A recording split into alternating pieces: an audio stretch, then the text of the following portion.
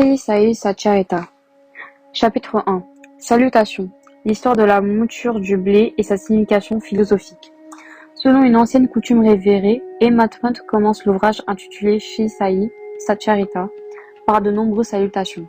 D'abord, il s'incline devant le dieu Ganesha pour écarter tous les obstacles et faire de l'ouvrage un succès.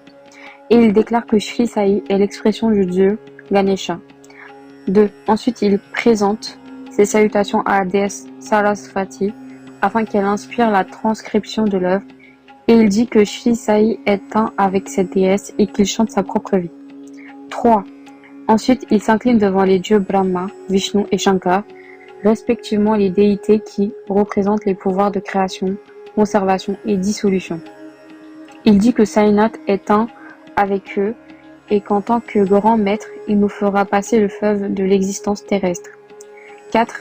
Il s'incline ensuite devant sa déité tutélaire, Narayan Adinath, qui s'est manifesté à Konkan, la terre conquise sur la mer par Parashurama, Rama dans la version hindi, et devant l'Adipurusha, le premier patriarche de la famille. 5. Puis devant le Bharadvaja Muni, dans le Gotra clan duquel il était né, ainsi que devant de nombreux rishis tels que Yajnavalkya, Bhrigu, Parasha, Narada, Vedavyasa, Sanaka, Sanandana, Sanat Kumara, Shuka, Shonaka, Vishwamitra, Vashishta, Valmiki, Vamadev, Jamini, Veshampayam, Navayogindra, etc. et aussi devant des saints modernes tels que Nivruti, Janadev, Sopan, Muktabai, Janardhan, Ekanath, Namadev, Tukaram, Kana, Narahari, etc. 6. Ensuite,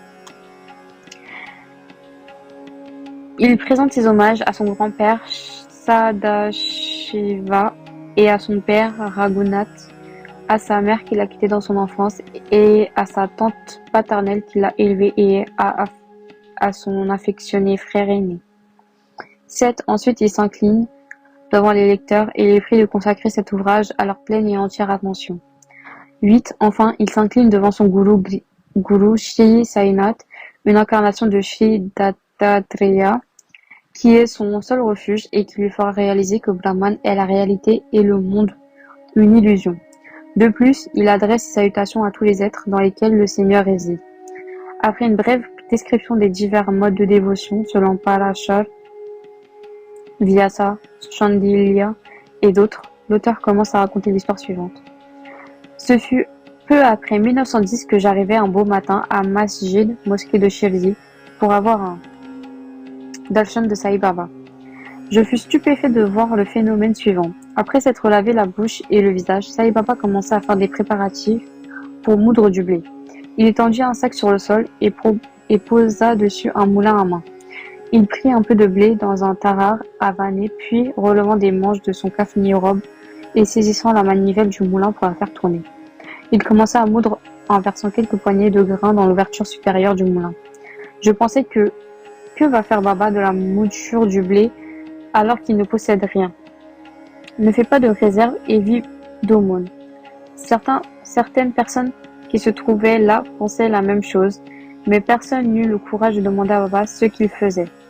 La nouvelle que Baba moulait le blé se propagea immédiatement dans le village et en quelques minutes, des hommes et des femmes accoururent à la mosquée et s'attroupèrent pour regarder Baba à l'œuvre. Dans la foule, 4 femmes plus audacieuses se frayèrent un chemin, poussant Baba de côté. Elles prirent de force la manivelle et, tout en chantant les lilas de Baba, commencèrent à moudre. D'abord, Baba éprouva de la colère, mais voyant l'amour et la dévotion des femmes, il fut très content et se mit à sourire. Tandis qu'elles moulaient, les femmes se dirent à Baba n'avait ni maison, ni propriété, ni enfant, personne dont il avait à s'occuper et qu'il vivait d'aumône. Par conséquent, il n'avait pas besoin de farine de blé pour faire du pain ou des galettes. Qu'allait-il faire de cette grosse quantité de farine? Puisque Baba était très gentil, peut-être allait-il leur distribuer la farine. Perdues dans de telles pensées, elles terminèrent de moudre en chantant. Après avoir mis le moulin de côté, elles dévissèrent la farine en 4 parts et se préparèrent à partir chacune avec la sienne. Baba, qui était calme et tranquille jusqu'alors, devint furieux et se mit à les houspiller, disant: Mesdames, avez-vous perdu la tête? Êtes-vous en train de voler le bien qui appartient au père? Vous ai-je peut-être emprunté du blé pour vous sentir autorisé à prendre la farine? Maintenant, s'il vous plaît, faites ce que je vous dis. Emportez la farine et jetez-la autour du village. En entendant cela, les femmes furent déconcertées et, murmurant entre elles, partirent vers la périphérie du village pour répandre la farine comme Baba le leur avait ordonné. Je demandai aux habitants de Shelby pour quelle raison Baba avait agi ainsi. Ils répondirent que, comme une épidémie de choléra se répandait dans le village, c'était le remède de Baba contre la maladie. En vérité, ce n'était pas du blé qui avait été moulu, mais bel et bien le choléra lui-même, broyé et éjecté du village. À partir de ce jour, l'épidémie de choléra se déclina et les gens du village étaient heureux. Je fus très content d'apprendre tout cela, mais ce fait éveilla en même temps ma curiosité. Je commençai à me demander quel rapport terrestre il y avait-il entre la farine de blé et le choléra. Quelle était la relation fortuite entre les deux? Et comment les rapprocher? L'incident semblait inexplicable et je me disais que je devrais écrire quelque chose à ce sujet et chanter de tout mon cœur les doux lilas, jeu divin prodige de Baba. Animé d'une telle pensée, mon cœur fut transporté d'allégresse et c'est ainsi que j'eus l'inspiration d'écrire la vie de Sai Baba, Satcharita. Et comme nous le savons par la grâce et les bénédictions de Baba, ce travail fut accompli avec succès. Signification philosophique de la mouture. Outre le sens que les habitants de Chelsea attribuèrent à cet incident de la mouture du blé, il y a aussi, pensons-nous, une signification philosophique. Sai Baba passa environ 60 ans de sa vie à Chelsea et pendant cette longue période, il effectua ce travail de moudre presque tous les jours, non seulement du blé, mais aussi les fautes, les afflictions mentales ou physiques et les misères de ses innombrables fidèles. Les deux meules de son moulin représentaient le karma, l'action ou les conséquences des actes bons ou mauvais du passé, et la bhakti, la dévotion. La pierre du karma était au-dessous et celle du bhakti au-dessus. La manivelle avec laquelle Baba broyait le grain représentait le dhyana, méditation, contemplation.